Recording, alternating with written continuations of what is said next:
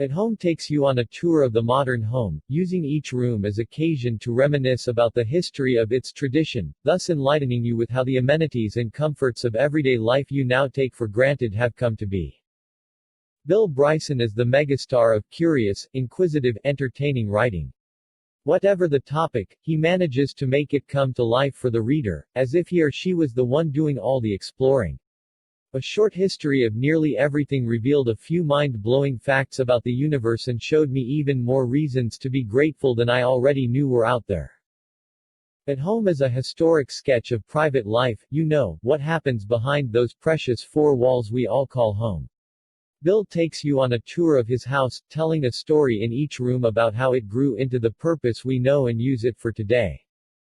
Here are my 3 favorite lessons. 1. Fighting harder for longer, food didn't come easily until very recently. 2. Rodents and rings made sleep much less regenerative 100 years ago. 3. There are 2 very different reasons why there's a salt and a pepper shaker on every kitchen table. Are you in for a different kind of house tour? Forget MTV Cribs, this is the real deal. Lesson 1, Shoot the cans.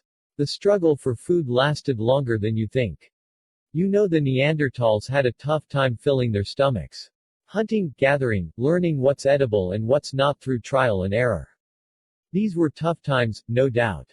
I have to admit though, that in my mind, somewhere around the 1600s, making sure you ate 2 to 3 times a day, must have become fairly easy. I could not have been more wrong. Easy access to food is predicated on one thing, making it preservable. This process didn't even start until the late 1700s. A confectioner from Paris, Nicolas Appert, was the first to try and can foods, sealing them in containers made of glass with a wax seal. However, his seals weren't really airtight, so the food could still be contaminated. Brian Donkin improved upon his concept, even launching the first commercial iron tin cannery, but wrought iron cans were heavy and almost impossible to open. Some even came with instructions to open them with hammer and chisel, and soldiers, they just shot the cans open with their rifles. The first true relief at scale came with the invention of the can opener as we know it today, in 1925. What none of this accounts for is that people rarely knew with certainty what they were eating, as food labeling has been required by law only since 1990.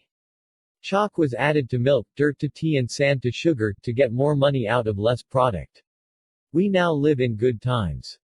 Lesson 2, whatever sleeping problems you have, they're not a big deal.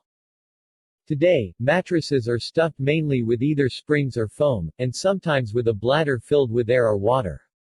None of these were invented until the early 1900s, so what did people put into their beds before? Oh, all kinds of stuff, straw, feathers, horsehair, cotton, even sea moss and sawdust. Those were all pretty natural, but you know what nature attracts. Animals. Bedbugs, moths, mice, rats and other rodents were all too common companions while trying to get some shut-eye back then. When not all rustling beneath the sheets was of the good kind, you did well to keep a shoe close by, in case you needed to strike. Speaking of reproductive activities, they were considered a mere practical act back then.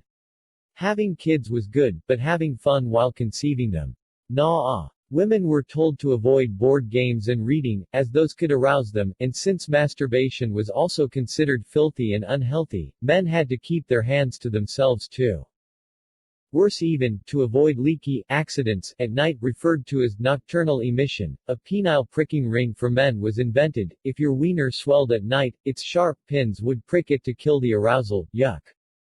So the next time you think your mattress is too hard or too soft, remember, this is nothing compared to what people had to deal with just a few short decades ago. Lesson 3, Salt to survive, pepper 'cause it's popular, why we spice things up.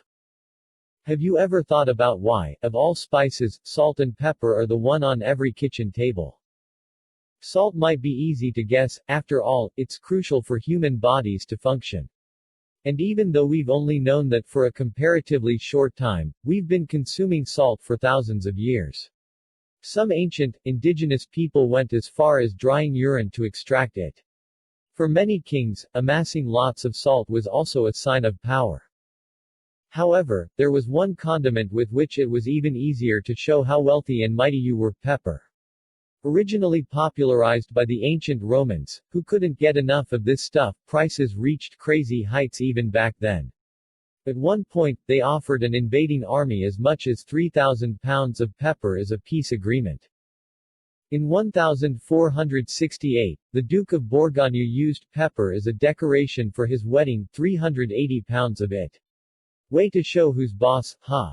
Of course we've gotten smarter about using pepper more resourcefully, but it remains, to this day, a little status symbol atop our kitchen tables.